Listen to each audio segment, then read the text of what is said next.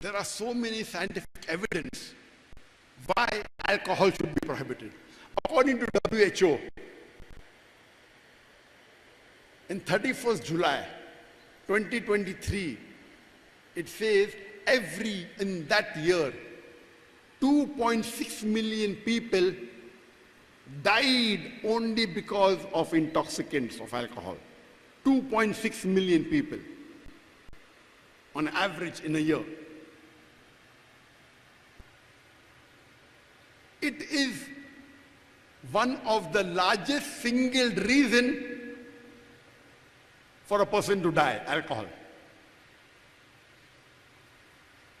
And there are various diseases. You can only give a talk for 1 hour or maybe 2 hours only on the diseases of alcohol.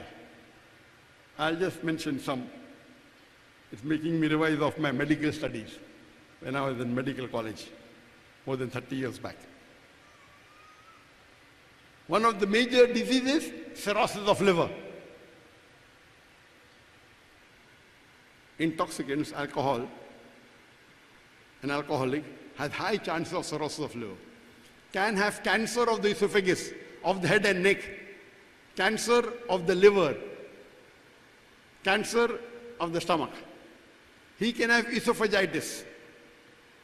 He can have gastritis, pancreatitis, hepatitis. He can have cardiomyopathy. He can have hypertension, angina, heart attack. He can have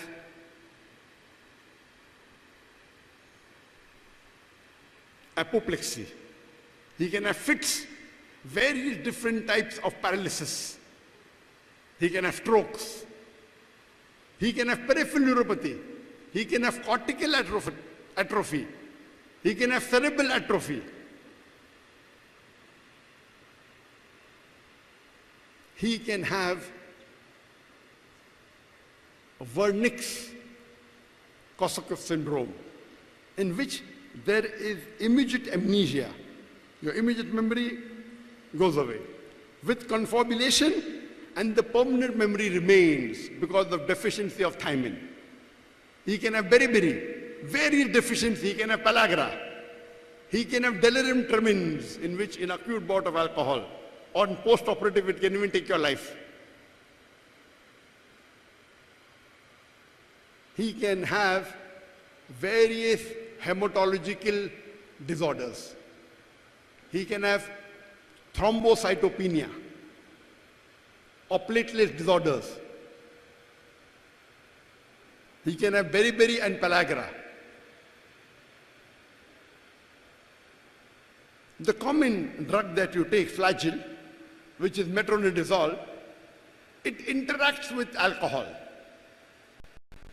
You can have acute infections, chronic acute infection, because your immunological defense system is compromised. So you keep on having infections. You can have chest infections. You can have pneumonia. You can have emphysema.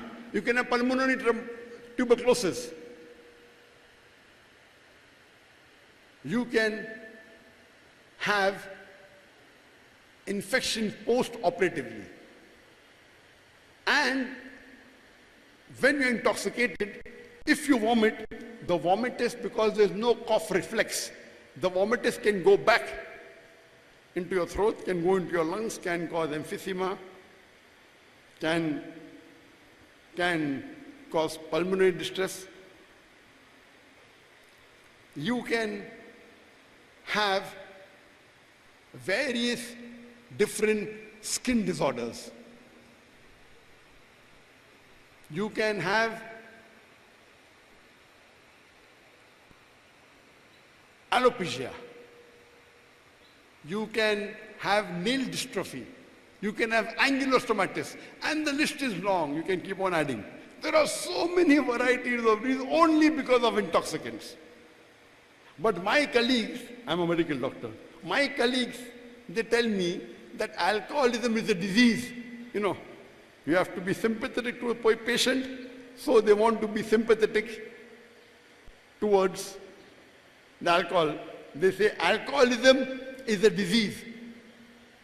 If alcoholism is a disease, it is the only disease that is sold in bottles.